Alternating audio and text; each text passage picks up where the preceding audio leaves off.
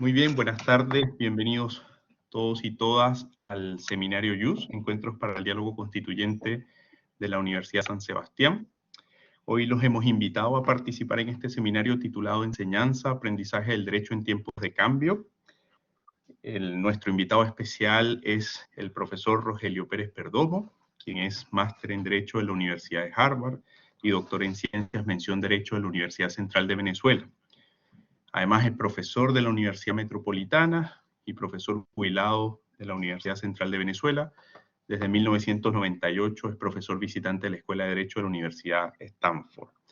Profesor, como le comentaba, el propósito de este seminario, desde que se inauguró con la participación de Alan Bruber Carías, ¿no? Otro venezolano, es generar un espacio de reflexión sobre el proceso constituyente chileno y conocer desde las distintas miradas especializadas las distintas formas de aproximarse a este tema. Para nosotros resulta central como academia, como Facultad de Derecho y Ciencias Sociales, abordar el tema relativo a la enseñanza del derecho en estos tiempos tan turbulentos y cambiantes. Y como le decía, pues creemos que usted es una voz autorizada para facilitarnos algunas orientaciones en esta tarea. Lo voy a dejar en el uso de la palabra y voy a compartir los apuntes, la agenda que me hizo llegar a través de la PPT. Así que bienvenido. Bueno, muchas gracias, Luis. Muy agradecido por la invitación. Debo decir que mayor interés que en presentarles algo que probablemente no va a ser nada novedoso, es escucharlos a ustedes, ¿no? A ver cómo están viviendo ustedes en Chile, especialmente a los que le corresponde enseñar derecho constitucional en una situación de incertidumbre como la que están viviendo y cómo se van a preparar para la próxima vez que les toque enseñar derecho constitucional a los profesores de derecho constitucional, enfrentar a una situación, ya sea con una constitución nueva o con una constitución con proyectos rechazados o con una constitución en el fondo también se desea cambiar, ¿no? Así que lo que le voy a decir, espero que no lleve demasiado tiempo, pero es bueno señalar desde dónde converso, desde qué perspectiva lo hago, ¿no? O sea, fundamentalmente yo creo que yo soy un historiador social del derecho que hace también derecho comparado y que me ha interesado mucho en el tema de la educación jurídica. Hay un libro reciente pues, que se llama Educación Jurídica en Occidente, una historia cultural que acaba de ser publicado por Tirano Blanchi. Y también hablo desde la experiencia de un profesor de Derecho en un país donde el derecho tiene muy poca importancia. La Constitución no se respeta los principios del Estado de Derecho. Los tribunales carecen de independencia, o sea, han dejado de ser realmente tribunales. Sin embargo, es una situación que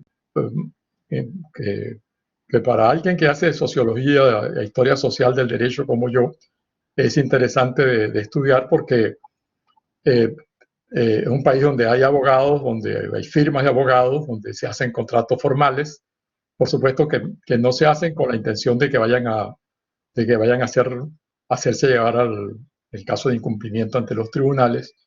Y hay escuelas de derecho donde se enseña derechos humanos o derecho constitucional. Y aparte de otras asignaturas, me ha tocado enseñar esas asignaturas. Bueno, y la otra perspectiva es mi perspectiva de comparatista, que me ha tocado pues, enseñar derecho en distintas latitudes, inclusive pues, en California, donde me encuentro actualmente.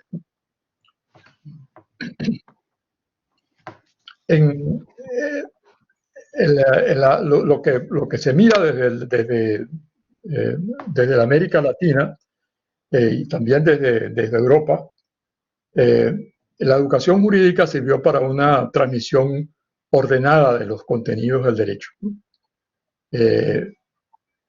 la exégesis francesa y después la llamada ciencia jurídica alemana que desarrolló más bien la parte sistemática, una presentación mucho más sistemática.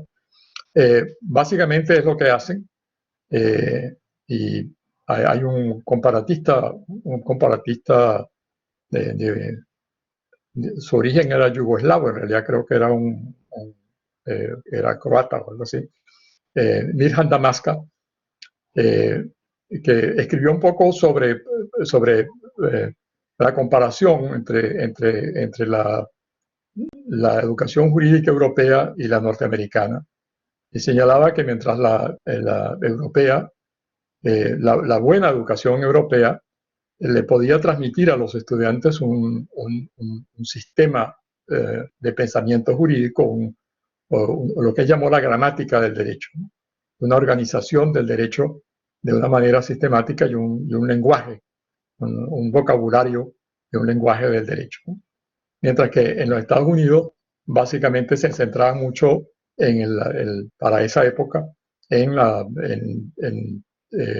digamos, entrenar en el razonamiento jurídico, prestándole mucho menos atención a un sistema formal, porque de hecho no lo tenía. En la segunda mitad del siglo XX, en particularmente la enseñanza del derecho en los países de nuestra tradición, de la tradición romano-canónica, empezó a ser objeto de mucha crítica, ¿no? Un brasileño, Santiago Dantas, de una conferencia muy comentada que se dio luego en un artículo sobre la enseñanza del derecho, diciendo que las escuelas de derecho brasileñas prácticamente lo que se centraban era en los códigos y que eso no servía para mucho.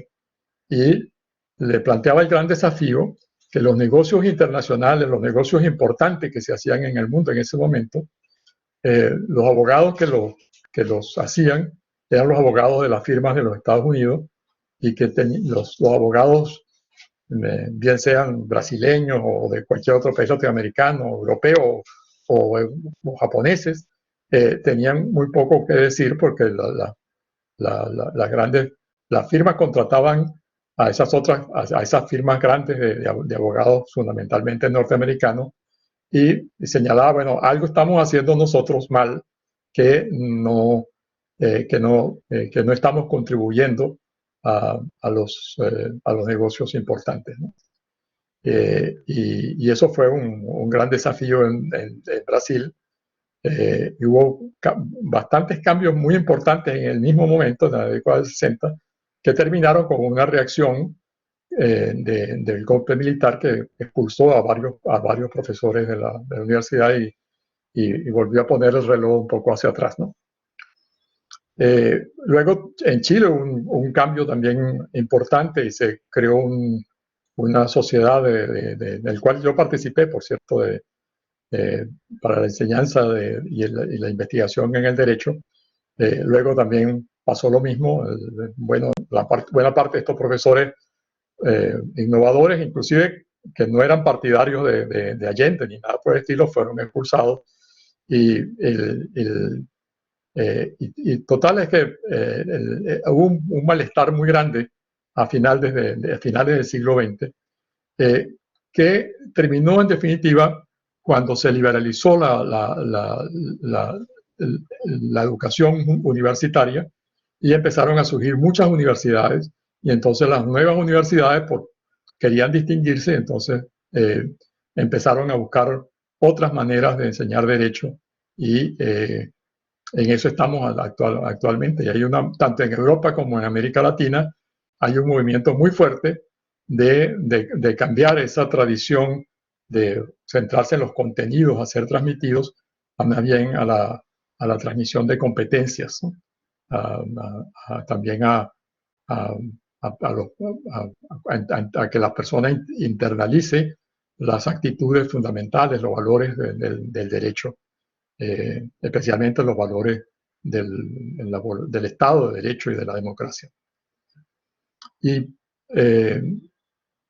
ya la vieja tensión entre la manera de enseñar derecho y en Estados Unidos sobre todo y en América Latina y Europa, está un poco superada en el sentido de que hay muchos cambios, de que la gente ya se ha familiarizado con lo que anunciaba Damasca, de que los estudiantes que fueran de Europa, o sigue por supuesto también de América Latina, que llegaran a los Estados Unidos, se iban a sentir muy incómodos, porque lo que habían aprendido en Europa no les servía para aprender derecho en los Estados Unidos.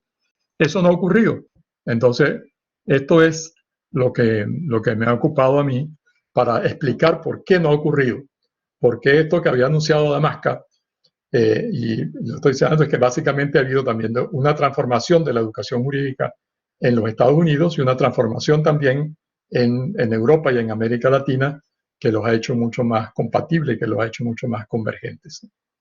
Entonces, básicamente, por ahí va, hay un trabajo que yo hice hace un tiempo, que publicó el Instituto Internacional de Sociología del Derecho, que se llama, con un signo de interrogación, Lost in Translation, ¿no? Que es una película, o sea, perdido en la traducción, que de alguien que va a Japón y se siente absolutamente perdido porque la traducción no lo ayuda, ¿no?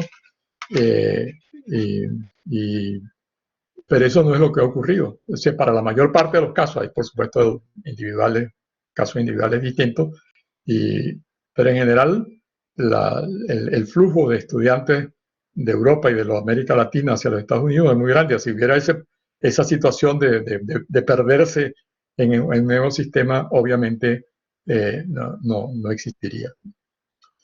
Bueno, y ahora más bien le quiero hablar de mi propia experiencia, ya no con mi sombrero de comparatista, sino de practicante de la educación jurídica,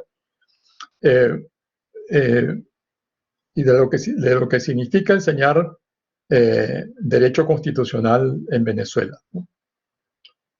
Tenemos una constitución bastante razonable, básicamente establece un Estado, como lo define a sí misma, ¿no? Estado social y democrático de derecho y de justicia, pero de hecho es una constitución a la cual el gobierno no le hace caso, y el gobierno y el partido gobernante se ha ocupado de controlar estrechamente al Tribunal Supremo, de tal manera que la Constitución como tal, el texto constitucional, ya no tenía mucha importancia. Y en el año 2017 se convocó una Asamblea Nacional Constituyente, que en definitiva no produjo una nueva constitución, sino que produjo una ley constitucional antibloqueo y para el desarrollo de los derechos humanos, etcétera, todo un título larguísimo. Pero lo que ha hecho en el fondo es crear una especie de constitución provisoria en que todo el poder está concentrado en el poder ejecutivo, ¿no? Entonces, como ustedes pueden imaginar, esto le plantea a un profesor de Derecho Constitucional unos desafíos importantes, ¿no? Y lo que yo he hecho, porque es parte de lo que yo hago también en casi todas las asignaturas, es plantear problemas a los estudiantes y discutir los problemas en la clase, ¿no? Y las lecturas son lecturas que plantean usualmente dos posiciones. Esas posiciones se discuten en clase, y yo creo que los estudiantes por lo menos salen mucho más satisfechos y no salen completamente desorientados enseñándole algo que sería literatura fantástica, que sería una constitución que no tiene ninguna aplicación. Entonces, y la idea que trato de comunicar es que la constitución no es necesariamente lo que está en el texto, sino que es una construcción cultural, es un monumento cultural. ¿Cuáles son los principios de la Constitución? ¿Para qué sirven las constituciones? ¿Y cuáles son los grandes problemas que tiene una constitución? Los problemas de limitación del poder público, de organización del Estado, de formulación de los derechos de los ciudadanos. Y por supuesto, para eso es bueno usar cualquier constitución que uno tenga a mano, aunque no se aplique mucho, y usar mucho el derecho comparado, ¿no? Y por supuesto, para eso también es muy importante el método que a mí me gusta más, que es el método de discusión de problemas, el método que en inglés se llama el Problem-Based Learning, ¿no? Entonces, eso es lo que hago, ¿no?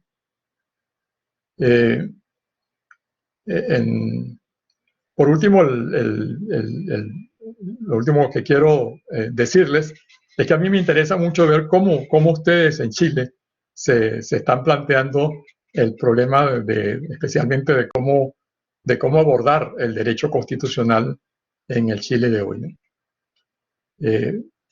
Y lo que yo puedo ofrecer es una visión desde el extranjero, pero me interesa mucho más cómo lo ven ustedes que están, digamos, batiendo el cobre. Veo fundamentalmente las dos posibilidades de que estamos hablando de Luis y yo antes de que comenzáramos, la posibilidad de aceptación o de rechazo del proyecto de la Constitución. Ambas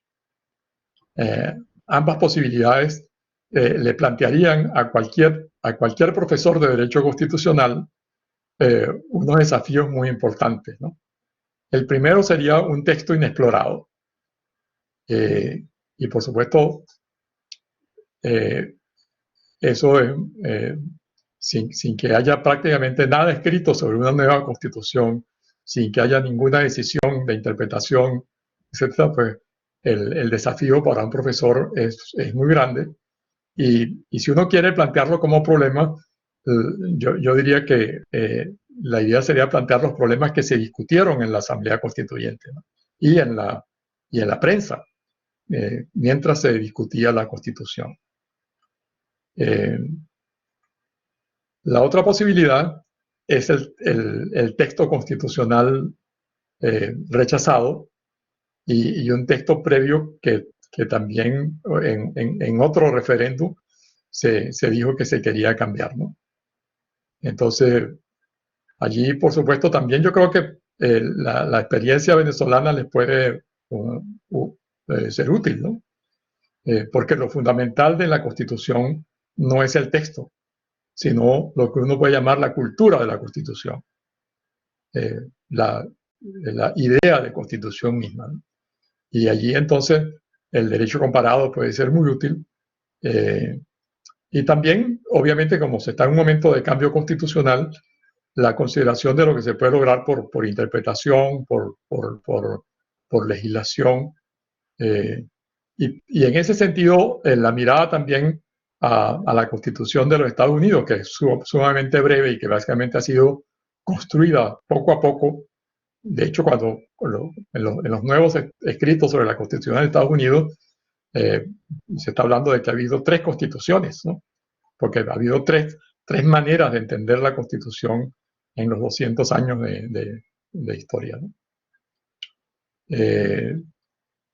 Y por supuesto, el gran tema es si una adaptación de la antigua Constitución por diferentes vías, bien sea por vías de enmienda, por vías de interpretación, etcétera,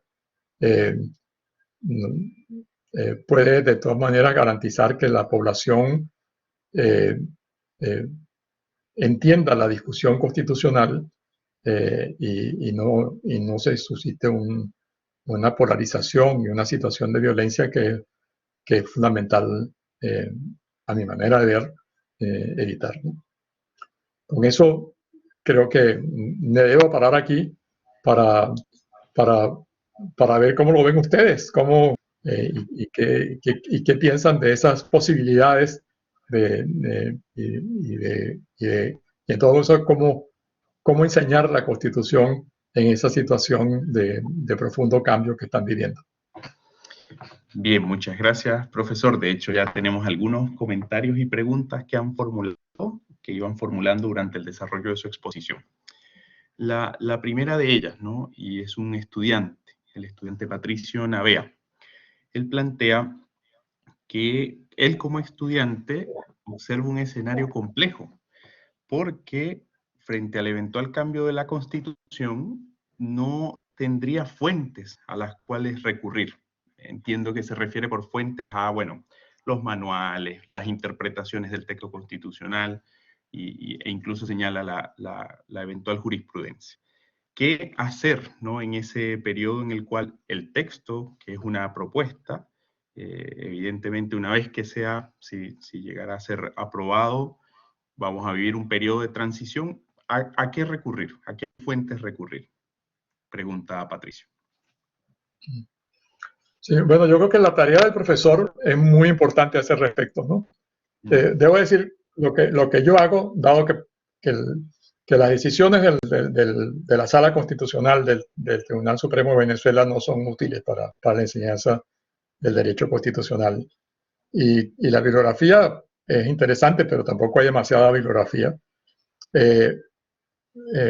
Lo que yo hago es plantear los problemas. Por eso lo que he preparado para los estudiantes, espero que en algún momento se pueda convertir en libro, se llama Notas y Lecturas de Derecho Constitucional, ¿no? Y las lecturas pueden ser muy variadas, desde lecturas de artículos de periódicos, de discusiones en la prensa, de artículos de opinión, también de artículos académicos o de conferencias, etcétera. Y debo decir que como experiencia, que a los estudiantes les encanta cuando uno plantea, digamos, artículos que están contrapuestos, ¿no? Le tomo un ejemplo de lo que yo hago. El tema sobre qué es la Constitución. Hay dos artículos, uno muy antiguo, de 1916, de un gran intelectual, que fue un gran colaborador de nuestro gran dictador, de General Gómez, pero que están tratando de organizar los intelectuales de la época, el Estado. Y él dice, la Constitución es básicamente la organización del Estado, y básicamente lo que él anuncia en su clase magistral es que lo que él va a enseñar es cómo organizar el Estado y cómo está organizado el Estado en una Constitución nueva, ¿no? Y hay un artículo de un excelente académico venezolano, muy radicalmente liberal, que dice la función de una Constitución es garantizar la libertad. Y en Venezuela la Constitución nunca ha garantizado la libertad, en consecuencia nunca hemos tenido Constitución, ni tenemos Constitución, ¿no? Entonces, cuando los estudiantes se enfrentan ante ustedes pueden imaginar la discusión que se genera, y entonces ahí viene la posición. Cuando las personas salen a manifestar pidiendo democracia y pidiendo libertad, entonces, ¿qué es lo que están haciendo? Están expresando su cultura constitucional, ¿no? O sea, las personas que salen a manifestar creen que tienen derechos, ¿no? Creen que el Estado se debe organizar de una determinada manera. Y eso es en el fondo lo que es la Constitución, lo que nosotros creemos que es la Constitución, más allá del texto constitucional. Y eso puede ser una manera de abordar la Constitución, digo que es la única, pero en todo caso es una manera interesante para la educación en derecho constitucional y en el fondo para la educación cívica. Andrea Graterón pregunta, profesor, usted se ha referido a la situación que ocurriría de resultar bien rechazada o bien aprobada la propuesta constituyente chilena. En el caso de resultar rechazada, la situación de la Constitución de 1980 es de ilegitimidad, y lo pregunta. Y si se trata ya de un texto ilegítimo, ¿cuál es nuestra fuente de estudio? Pregunta Andrea Graterón. Sí. Yo diría que justamente también ahí, yo no creo que la Constitución como tal sea rechazada como bloque, ¿no? Debe haber algunas cosas, yo no soy experto en el derecho constitucional chileno, algunas cosas que molestan y algunas otras cosas que son aceptables, ¿no? Entonces, a partir de esa desagregación de lo que es el contenido de la Constitución, se pueden generar discusiones muy interesantes, ¿no? Y por supuesto, las discusiones más interesantes son las discusiones en las que hay desacuerdo. ¿Cuáles son los puntos de desacuerdo con la Constitución? ¿Y por qué hay desacuerdo, ¿no? Esa sería una manera de abordar, ¿no? Okay. Estefanía Bolívar acaba de hacer una pregunta en el chat. ella pregunta, ¿cuál fue la experiencia de los abogados venezolanos con la nueva Constitución de 1999? Y en esa misma línea veíamos otra pregunta en el chat, que era precisamente la situación ya no de los estudiantes de Derecho, sino de aquellos que ya son abogados, ¿no? ¿Cuál es la relación en frente a un eventual cambio de la norma fundamental? Sí, bueno, hay que decir que Venezuela en la década de 1990,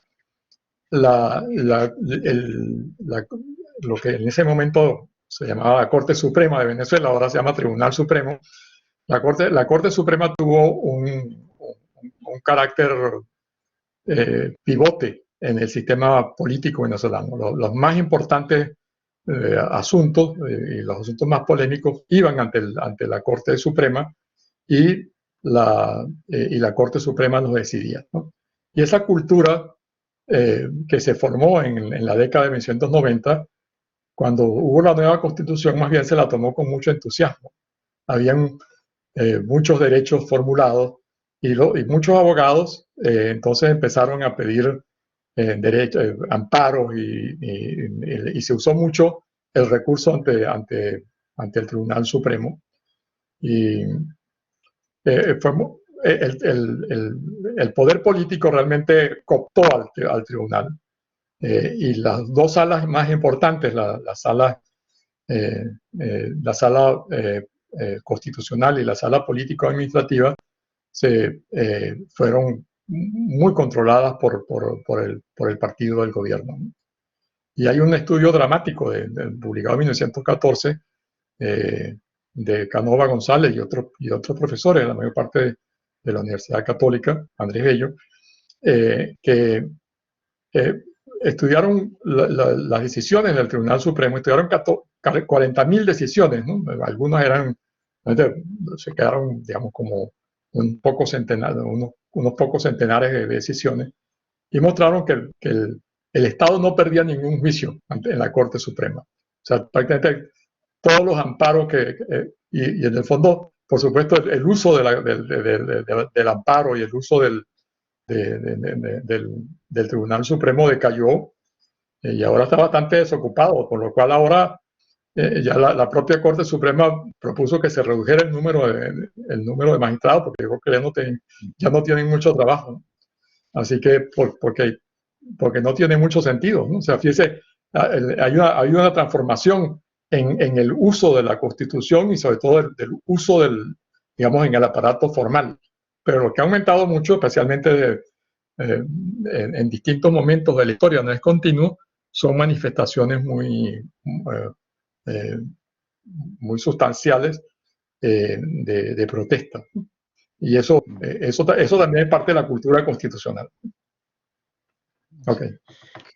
Profesor, hay una pregunta, y yo creo que es bastante interesante, en general sobre la enseñanza del derecho, ¿no? En América Latina parece que hay patrones comunes sobre cómo enseñamos derecho, y preguntan qué podríamos innovar a partir de la experiencia de Europa o de los Estados Unidos. Si usted pudiera comentarnos un poco sobre esos modelos de enseñanza del derecho en esas regiones del mundo.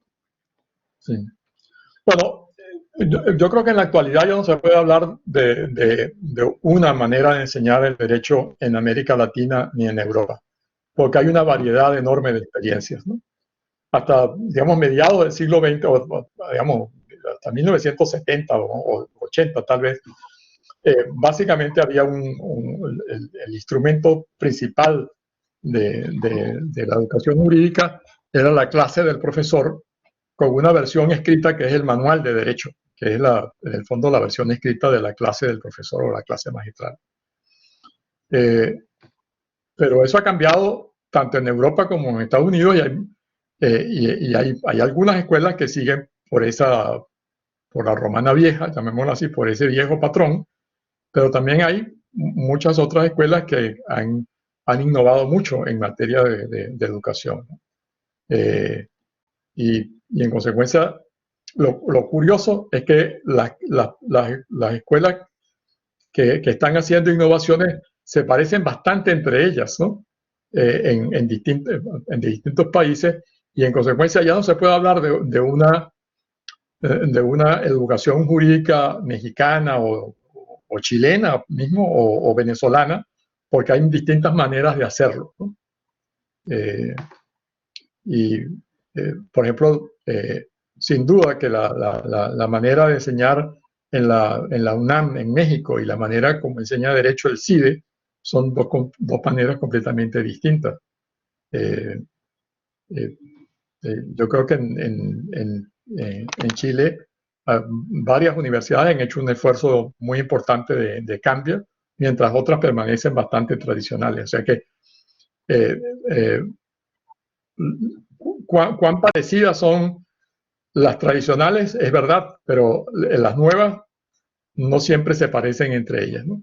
Porque mucho hay distintos esfuerzos de adaptación. Yo diría que si alguna cosa es común, es que las nuevas rechazan la clase magistral y ponen mucho más acento en otras formas, ¿no? Clínica jurídica, discusiones en clases, proyectos de investigación, seminarios, en fin, hay muchas maneras distintas y en algunas escuelas hay unas que se favorecen más que otras, ¿no? Así que eso es básicamente la manera como yo estoy viendo la educación jurídica, ¿no? Hay una pregunta que se relaciona y es cómo usted valora la educación a distancia, ¿no?, del derecho, especialmente porque vivimos este periodo de pandemia y al menos en Chile, bueno, casi dos años y medio que nos tocó abordar la enseñanza del derecho a través de usos de plataformas como esta, ¿no? ¿Cómo valora usted esa experiencia? Sí. Bueno, a mí me tocó también, por supuesto, enseñar tanto en Estados Unidos como en Venezuela a distancia, con dos experiencias bien interesantes, porque la experiencia en los Estados Unidos, los estudiantes, es un programa que recibe muchos estudiantes extranjeros que no se podían recibir, entonces nos tocaba enseñar a estudiantes, unos estaban en Japón, otros estaban en China, otros estaban en Alemania, y entonces había el grave problema de la hora, cómo ponernos de acuerdo en horas, y eso era mucho más difícil que como los estudiantes venezolanos estábamos todos en Venezuela a la misma hora, y fue mucho más sencillo. Y lo que pasó en Venezuela es que me di cuenta de que en una reunión de evaluación que hicimos, que cada profesor siguió haciendo más o menos lo que hacía, solo que usando los nuevos instrumentos. Los profesores que hacían clase magistral usaron el instrumento para dar clases, ¿no? Y por supuesto, la clase magistral a distancia es mucho más fastidiosa que la clase en lo que uno está viendo a la persona, ¿no? Y la gente se fastidiaba mucho más en la clase magistral. Y los profesores que hacíamos discusiones, pues también había, digamos, hacíamos discusión a través de estas plataformas y eran, digamos, bastante más amenas, creo yo, y los estudiantes a buena parte les gustaba, a otros se conectaban y después no intervenían más, sino que yo creo que se iban a hacer alguna otra cosa, ¿no? A seguir durmiendo, lo que fuera, ¿no? Pero había un grupo de estudiantes interesados que participaban muy activamente. ¿Cuál es la diferencia que yo veo? ¿Qué es lo que no se puede lograr con la educación a distancia? Que hay una parte de socialización en una cultura profesional que no se puede lograr a distancia, ¿no? Y eso me lo permitió, digamos, entender el estudio de la educación jurídica inglesa. Los ingleses básicamente no eran formados en universidades, sino en unos sitios donde se reunían básicamente a comer y a tener conversaciones informales, ¿no? Entonces, esa educación que a uno le parece más bien casi que divertida, como que se va a aprender derecho en comidas, ¿no? Pero lo que cumplía era la socialización en la profesión, porque esas comidas eran en el Inn of Court, que es algo así como el colegio de abogados, llamémoslo así. Y entonces era una reunión de abogados y de jueces y eso con los estudiantes, ¿no? Entonces los estudiantes eran socializados en la profesión. Por supuesto, en la comida se hablaba de derecho y se discutían, se conversaba informalmente casos y las personas aprendían realmente, pero sobre todo lo que era muy fuerte en la socialización. Esa función también la cumplen nuestras escuelas de derecho cuando son presenciales, ¿no? Pero una educación a distancia no es lo mismo, porque digamos, yo creo que sería completamente distinto si yo estuviera en Valdivia en este momento a si estamos hablando por esta vía, porque habría la comunicación con mis colegas y con los estudiantes de Valdivia, pues probablemente sería mucho más cercana y había mucho más vivencia de lo que nosotros, porque hay una comunicación no verbal que se pierde mucho en la comunicación a distancia. Claro, ¿cuál es la parte negativa? Que a distancia las personas pueden, como estábamos viendo, unos podrían estar en Japón y otros pueden estar en Alemania, etcétera, y nos estamos comunicando con bastante facilidad, ¿no? Entonces, esas serían ventajas y desventajas de la comunicación online. Hay una pregunta que está más bien relacionada con su experiencia en Venezuela, y es cuáles son los principales desafíos que usted observa de enseñar derecho en contextos autoritarios o de limitación o privación de las libertades. Mire, un contexto autoritario, por supuesto, no es nada agradable de vivir, pero es un desafío para cualquier persona que enseñe o que haga investigación sobre el derecho, porque le da a uno muchos temas de investigación y muchos temas de reflexión. O sea, un sistema autoritario le hace a uno pensar para qué sirve el derecho. Entonces, yo creo que es toda una experiencia enseñar y aprender derecho dentro de una situación autoritaria, ¿no? Yo sospecho que no le responde mucho a la pregunta. Le estoy diciendo que, por supuesto, el profesor lo tiene que aceptar como desafío y si no lo acepta, le va a ir bastante mal en el sentido de que sus estudiantes no van a apreciar de que el profesor simplemente hable de unos textos en los cuales no se le presta ninguna atención y que no se vean los problemas, ¿no? Entonces dice, ¿para qué aprender algo que no va a servir para nada? Pues en el fondo ese es el desafío y por eso es que el profesor que enseña derecho en un contexto autoritario lo tiene mucho más complicado y tiene que innovar más que el que enseña de una manera más tradicional, donde puede hacer referencia a decisiones bastante razonables de los tribunales y discutirlas con cierta profundidad, etc., ¿no? Pero de todas maneras, creo que se puede hacer algo interesante y por lo menos yo hago todo mi esfuerzo para que los estudiantes sientan cuáles son los problemas y que tengan la vivencia del derecho aun cuando estemos en un contexto autoritario.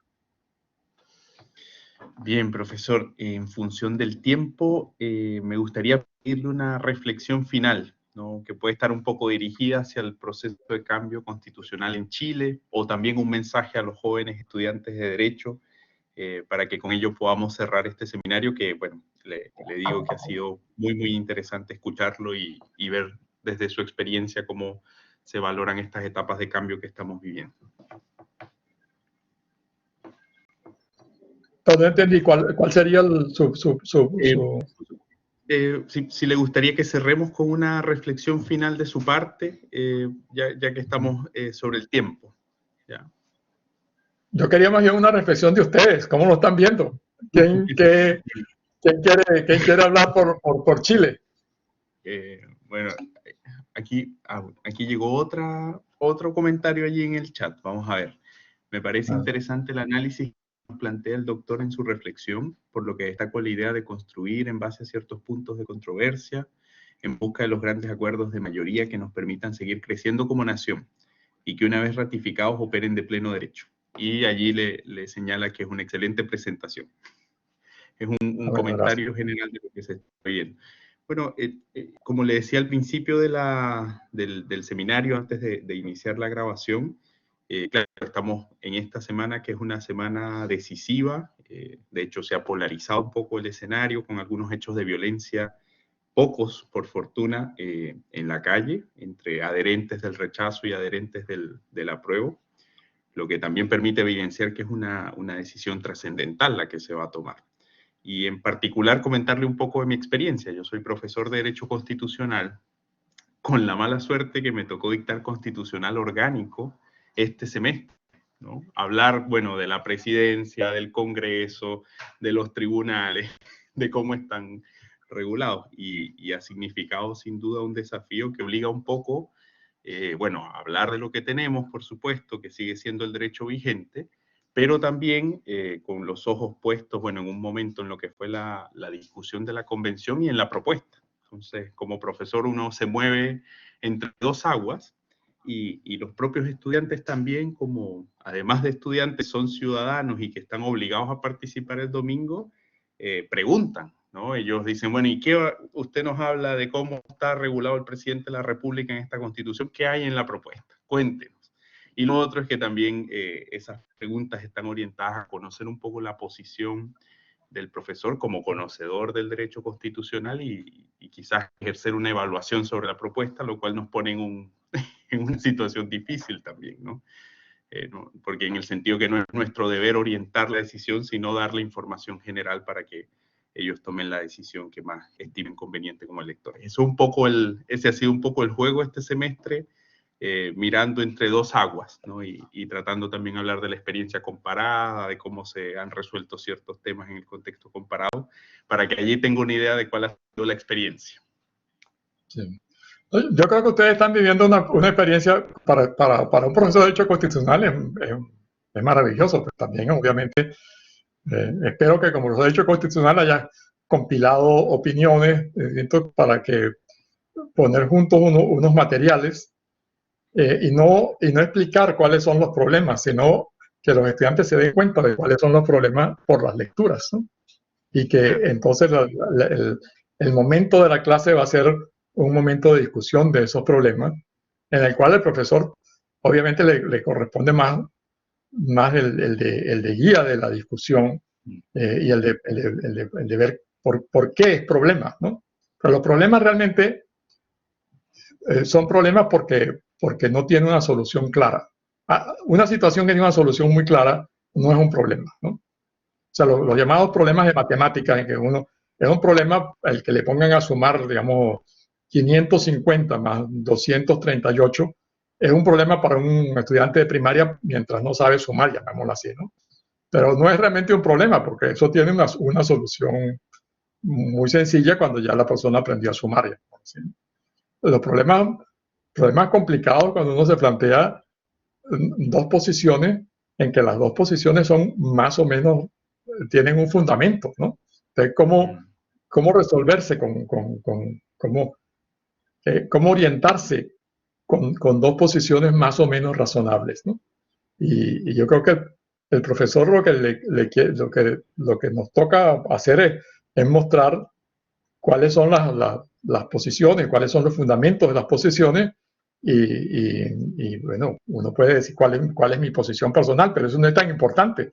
Son los estudiantes los que tienen que tomar una posición, porque además son ellos los que van a votar y los que van a tomar decisiones después de mandar o de hacer cualquier otra acciones, ¿no? Entonces, yo creo que por ahí yo diría que si yo fuera profesor de Derecho Constitucional en Chile estaría estaría encantado, pero estaría trabajando durísimo, tratando de organizar ese tipo de, cómo organizar unas discusiones interesantes, dada la situación que están viviendo. Sí, sí, o sea, de hecho, yo creo que ha sido bastante interesante, provechoso, y bueno, allí también destacar que la contribución de la academia chilena, ¿no? En general, a este proceso, fue bastante, yo diría, evaluándola quizás de manera anticipada, pero fue bastante positiva. De hecho, bueno, en la convención había algunos, como ocurrió en Venezuela en su momento, había algunos destacados académicos en la convención constituyente chilena, y muchos de ellos, por supuesto, hicieron esfuerzos importantes porque la discusión tuviera un buen nivel técnico y la producción de la norma tuviera un buen nivel, más allá de lo que luego los acuerdos políticos producen, pero eso también suma un poco a esa experiencia de cómo una academia robusta, madura, puede también ser parte de un debate, ¿no? Y al mismo tiempo dar cuenta del rol que cumple la universidad en su relación con la sociedad y con las instituciones políticas. Eso es como una evaluación ahí anticipada de cómo se evidenció la participación activa de las universidades en la discusión. Eso es magnífico, ¿no? Magnífico. Eso quiere decir que ustedes tienen buen punto de partida para armar una discusión. Así es, así es. Bueno, Entonces profesor, estoy encantado de que anoten esa conversación, así que bueno, manténganme informado de cómo, y si prepara algunos materiales, me encantaría leerlos, ¿no? sí, sí, por supuesto. Ahora es que yo creo que se abre un camino, ¿no? Bien, si resulta el apruebo, bueno, ahí habrá oportunidad hay que dotar de contenidos y de definir alcances esa nueva norma. Y en caso del rechazo, pues seguir en esta discusión, ¿no? Estos procesos de definición constitucional no son fáciles y esperamos, por supuesto, que resulte lo mejor posible para Chile, ¿no? Que es un referente institucional en la región, sin duda.